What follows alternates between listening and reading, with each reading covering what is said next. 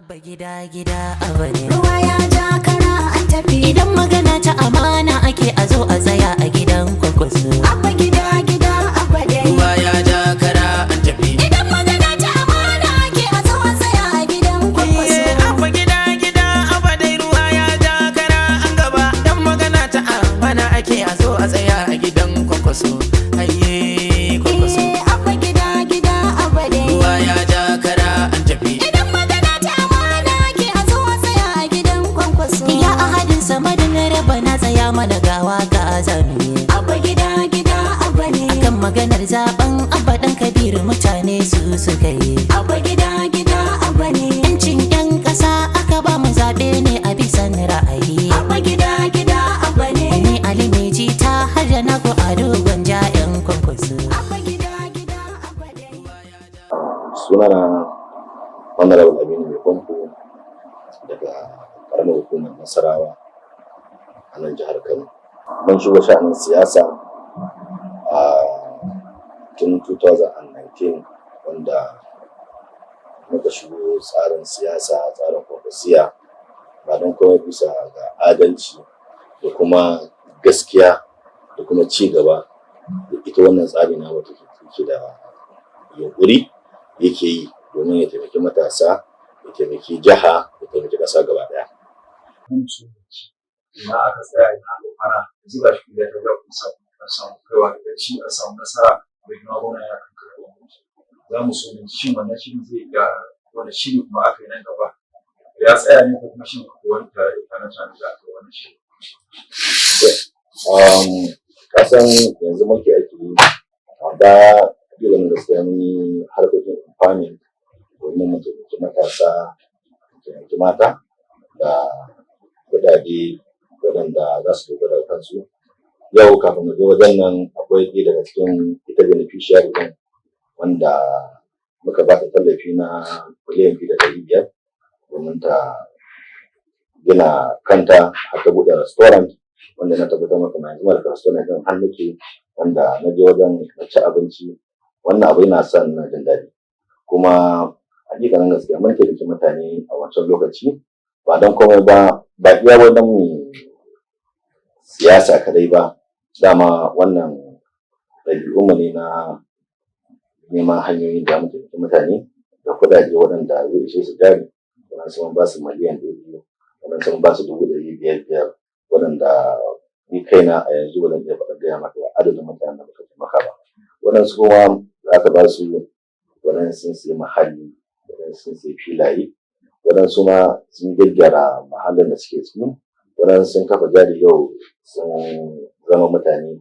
Ba zan manta ba ko lokaci da ɗaya daga cikin mutanen da suka yi benefitin wannan kwararri wani yaro na ne ma yake ce min yau da a ce zan nemi wannan kuɗin da na bashi naira 500,000 wallahi wannan kuɗi a yanzu akalla sun zama kusan miliyan 5 a hannunsa.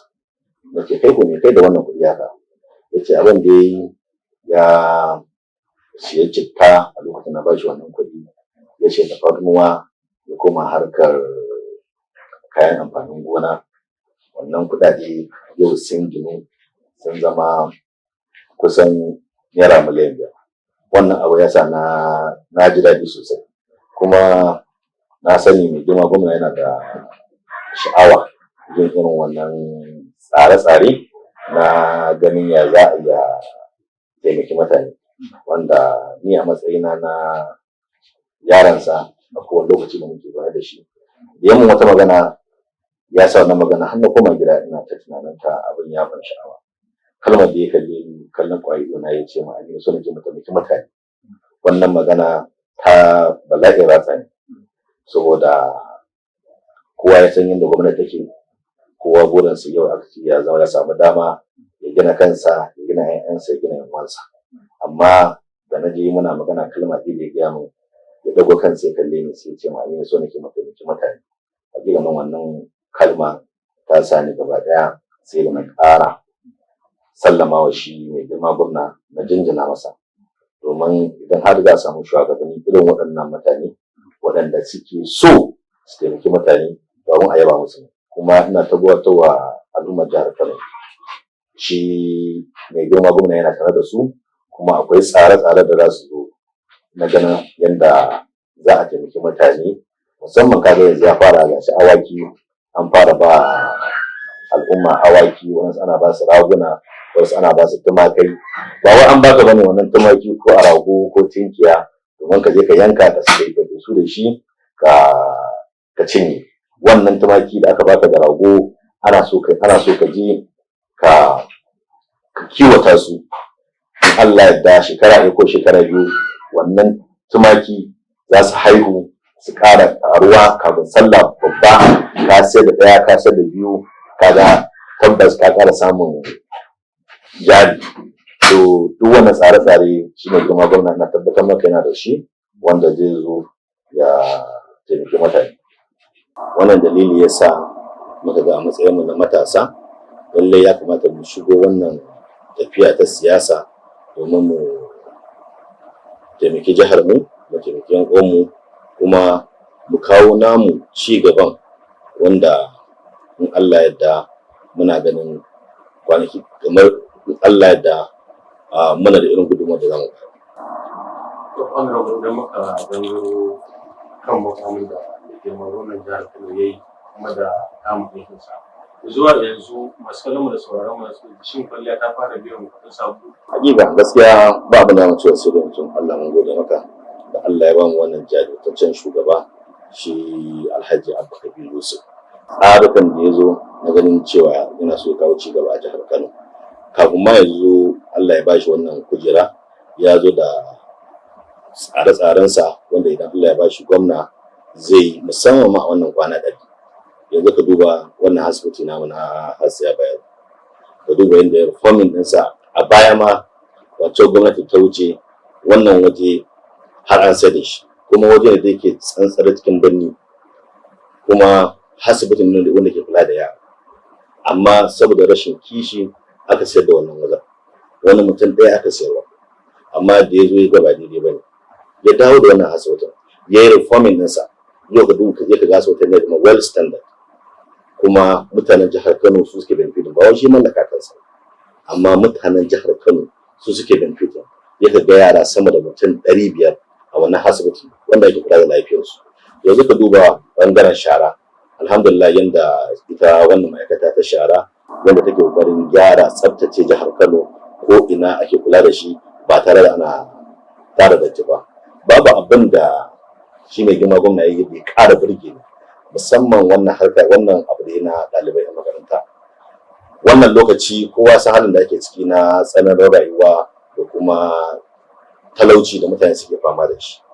Hakika ni kaina a yankina ina da sama da mutane sama da guda 20 wanda na san cewa da ce shi Abba Kabir Yusuf bai wannan yunkuri domin ya taimaki waɗannan yaran ba, to hakika wallahi ba su da inda zama su kai wannan kuɗin makarantar. Tunda ana magana ne wajen sama da naira 100,000. Da lokacin da muka yi karatu muna biyan kuɗin makarantar ma 20,000, wani ma 15,000. Amma yau aka ce wai kuɗin makaranta da ɗalibi zai biya naira 100,000. Amma Abba Kabir Yusuf ya yi yunkuri domin ya taimaki yaran nan sama da kusan mutum 7,000 a jihar Kano. Abba ya taimake su ya biya musu wannan kuɗin makaranta. Sannan da ya haka a wannan Bayero University, ya ƙara dawowa university na jiha ya cire musu 15%. Ni ina da ɗaliban da suke tunanin suke gaya min cewa su in aka tashi biyan kuɗin makaranta ba su ma ya su, domin waɗansu ma su suke zuwa da kansu ba iyayensu bane suke musu, suke tashi su je su ƙarago su yi aiki domin su tara kuɗin da su biya kansu kuɗin makaranta. Amma yau Abba Kabir Yusuf ya rage 50% na wannan kuɗin makaranta. Wannan abu ne da ya kamata mu jinjina masa, domin duk wani ɗan adam ko kuma duk wanda yake cikin mulki ya san experience na makaranta. Duk lokacin da muka tashi mun tashi cikin rufin asiri, amma daga baya mun yi losing iyayenmu. Mu muka riga kula da kanmu a harkar makaranta, mun san irin difficulties din da yake harkar makaranta. So dole idan muka ga wani mutum ya zo ya yi wannan abin, haƙiƙa dole abin ya so sa mana zuciyarmu mu ga cewa lallai wannan mutumin shine jagora. Sannan in ka duba harkar tituna, yau ka duba titunan yadda suka lalace, ko ina ramuka, amma ka duba wannan ma'aikata da masu kula da harkar titi ƙarƙashin jagorancin Abba Kabir Yusuf sai da suka tabbatar kafin wannan damunar ta yi nisa suka kokari suka gyara duk mafi yawancin ramuka da suke kan titin musamman ma wannan metropolitan nan. Yanzu ka duba da ya dawo wannan 5 km a 5 km shi Abba Kabir Yusuf ya ba da umarnin cewa duk wannan 5 km da suke local government a koma a je a gyara su domin ya ƙara tada karkara mutanen ƙauye su ma su san cewa sun samu gwamnati kuma an ƙara modernizing ɗinsu sun ƙara samun ci gaba a wannan yankin nasu. To wannan abubuwa abu ne da ya kamata mu yaba Abba Kabir Yusuf.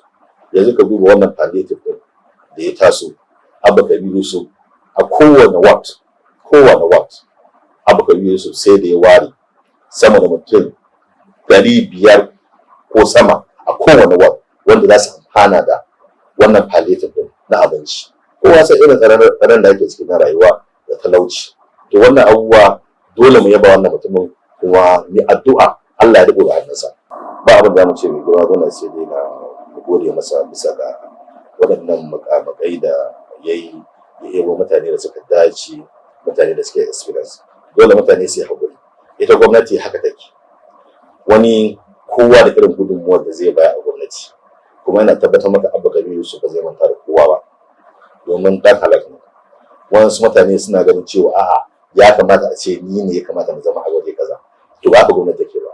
Gwamnati ne hakuri ne kuma a yanzu a wannan gabar da aka shigo yadda gwamnati ta lalace, ƙasa ya lalace, ake cikin wannan masifa, dole ne Abba Kabir Yusuf in dai har yana so ya samu abin da yake so, to dole sai ya ɗebo mutane da suka dace, qualified, waɗanda za su iya delivery abin da ake so a samu, musamman a wannan shekara ɗaya, shekara biyar. Amma in Allah ya idan kowa ya haƙuri, kowa yana da gurbin da shi mai girma gwamna ya shansi. Kuma ina tabbatar maka mai girma gwamna ɗan halak ne, ba zai manta da kowa ba. Kuma waɗannan mukamai da alhamdulillah mu muna ganin sakamako, kuma muna ganin irin gudunmuwar da suke bayarwa, musamman waɗannan kwamishinonin namu da suke offices su, kowa yana iyakacin kokarinsa, mu kowa na bada gudunmuwa. Idan muka gangaro kan shari'a da ake kafin da sun biya masu kallon mu da sauraron masu wani sabo kuke da su ya magoya baya. To alhamdulillah, na farko dai kowa ya sani Abba Kabir Yusuf ɗan takara ne tun 2019 wanda ya fito ya nemi takara, aka yi gwagwarmaya, aka fito aka yi zaɓe, talakawa 'yan jihar Kano suka fito suka zaɓi wannan bawa nan. A ƙarshe aka zo da wani salo da wani abu da al'umma ba san da shi ba, kuma baya kan tsari, wanda ake cewa inconclusive. Amma saboda igna, saboda aminci da yadda da Allah da shi wannan bawan Allah yi, aka kirkitin wannan abin kuma aka dasa masa, kuma ya karba. Na farko aka ba kuma aka tafi kotu, aka yi amfani da waɗansu wasu gurbi. Dama duk lokacin da za a yi yaƙi ba a cin nasara sai da ɗan gida. Aka zo aka shiga wannan kotu, aka yi amfani da waɗansu waɗanda 'yan gida ne, aka cimma burin abin da ake so. To amma mun sani Allah ne bai yi rubuta Abba zai zama gwamna a 2019 ba. Amma duk abin da za mu ba na gudunmuwa, abin da Abba zai ya riga ya yi, kuma ya haƙuri har Allah ya kawo shi 2023, kuma Allah ya sa kayyarsa. Waɗannan mutane da dukkaninsu a waje ɗaya, amma still Allah ya ƙara sahale masa, ya ƙara zama gwamnan jihar Kano. To wannan gwagwarmaya ba zan iya manta da ita ba, domin mu mun san irin wuyar da muka sha da irin abubuwan da suka faru a wannan yanayin zaɓe. Amma da dukkan abin da ya faru a wannan zaɓe, still 'yan kwankwasiya ba su karaya ba, domin mun san Allah na tare da mu, muka fito muka tsaya muka raka muka tare har Allah ya ba mu nasara. Kuma ya kamata mutane su tsoron Allah, domin ba don komai ba ka yadda cewa Allah ne ke ba da mulki, ba mutum ba. Kuma wannan bawan Allah ya yi haƙuri Allah ya bashi nasara. Lokacin da Allah ya bashi nasara suka yi zalunci suka yi abin ba wai dan Allah baya son sa bane, amma yi haƙuri, amma haƙurinsa sai Allah ya zo saka masa da wannan sakayyar. Amma waɗansu suna nan suna ta propaganda cewa abba ma in ya ci zaben ma ba za a bashi zaben ba. Tun kafin ma mu shigo lokacin zaɓe aka zo zaɓe ya wuce, abba ya ci zaɓe aka ce abba ba za a bashi certificate ba. Ba irin abu da ba a faɗa ba cewa mu muke da gwamnati ba za mu sa aina ta bashi certificate ba. Allah ya kawo wani lokacin abba aka bashi certificate nasa. Kare mu sharrika na mutum koko aljani har mugun gani da ji alkafi zare Allah. Kai ne kake da iko, kai ne kake da mulki, ya almaluku albaki dawwamar da shi amma. Duk mai nufi ga sharri kan abba ko dare rana, don rumin haɗa ka da shi ga ka gashi ya Allah.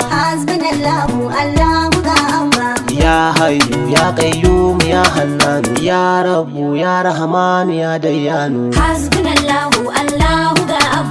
Akwai cece kuce da ya faru musamman tsakanin a cikin wannan sati na cewa mun je mun yi sallah domin yan kwankwasiya suna tsoro. Yan kwankwasiya ai baya tsoro. Wannan sallah da kawai mun yi sallah ne domin Allah ya kawo zaman lafiya a Najeriya, Allah ya kawo zaman lafiya a jihar Kano, Allah Ubangiji ya sa waɗannan shugabanni namu Allah ya riƙo ga hannunsu. Shi ma wannan shari'ar za ta zo ta wuce kamar ba a yi ta ba, kuma Abba Kabiru su zai nasara. Duk mai nufi ga sharri kan abba ko dare rana, don rumin haɗa ka da shi ga ka gashi ya Allah. Ya hayyu ya qayyum ya hannanu ya rabbu ya rahmanu ya dayyanu. Ina so in ga al'ummar jihar Kano su ƙara haƙuri da dukkan sakonni da suke gani a wannan abokan adawa, domin a gibanin gaskiya mutanen jihar Kano muna tabbatar muku za a yi muku adalci, kuma shi mai girma gwamna da shi manyan jagorori suna iya gazo kokarin su domin su tabbatar da adalci, domin su kansu waɗanda suke da ragamar yin hukunci sun sani cewa yau Kano tana da al'umma sama da miliyan 15. Wannan miliyan 15 nan su ne suka zo suka yanke wa kansu hukunci cewa da abin da suke so, kuma Allah ya ba su. So ba na tunanin akwai wani mutum ɗaya ko mutum biyu wanda za su zo su fitar da wancan hanyar na tsarin Allah domin su kawo nasu hukuncin. Kuma ina so in tabbatar da su abokan adawa ita rayuwa haƙuri ake yi. So duk wannan rigingimu da adawa da wannan cece kuce da ake ta cewa, to mutane su yi haƙuri su ƙari su bar hukuncin Allah ya aikinsa. Sannan shi wanda ake ta cewa waɗansu abokan adawa wanda suke wata jihohin ma suke ta tunanin cewa za su yi rashin adalci, mutane bai kamata a ce suna irin wannan tunanin ba, domin kowa ya san akwai Allah su kansu wanda Allah ya ba shugaban Allah ba su daman. In ka duba shekara 5 shekara 4 baya ba su taɓa nan da su kansu a wani lokacin ba, sun san Allah ne kawo su. So idan mutumin da ya san wannan, to bayan da zai kuma ya zo shiga ya tsandama cikin wani hukuncin Allah abin da Allah ya yi. So kowa ya haƙuri mu jira lokaci, in Allah da lokaci zai zo kuma za a yi hukuncin nan, kuma da izinin Allah shi Abba Kabiru Yusuf zai zama ya ci gaba da zama gwamnan jihar Kano, kuma zai zo mana da abubuwa na ci gaba, abubuwa da su taimaki jihar Kano, su taimaki al'umma, su taimaki mutanen ƙasa gaba da. Muna wa shi mai girma gwamna addu'a Allah ubangiji ya rubuta hannunsa, kuma muna addu'a Allah ya bashi ikon abubuwan da ya faɗa zai wa jihar Kano, Allah ya bashi ikon kammalawa. Sannan kuma mu da kanmu da muke tabinsa, Allah ya ba mu haƙurin zama da shi, kuma Allah ya taimake shi, Allah ya taimaki jihar Kano, Allah ya taimaki ƙasar mu baki da. Abba gida abba ne. Ruwa ya ja kara an tafi. Idan magana ta amana ake a zo a tsaya a gidan kwakwaso. Abba gida abba dai. Ruwa ya ja kara an tafi. Idan magana ta amana ake a zo a tsaya